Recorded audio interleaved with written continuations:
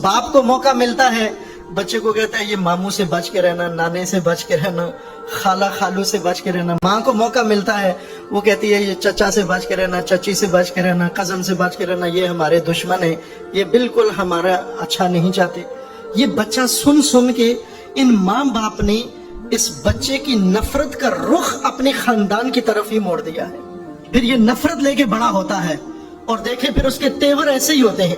वो अदाकारी करता है, चचा को ऐसे सलाम करता है, लेकिन उसके दिल में होता है कि ये है दुश्मन है हमारा, ये चचा, ये मामू है दुश्मन है हमारा, ये कजन हमारे दुश्मन है सारे, ये औरतें, ये चाची मामी, ये सारी दुश्मन है हमारी। ये हमारी परवरिश होती है घरों के अंदर।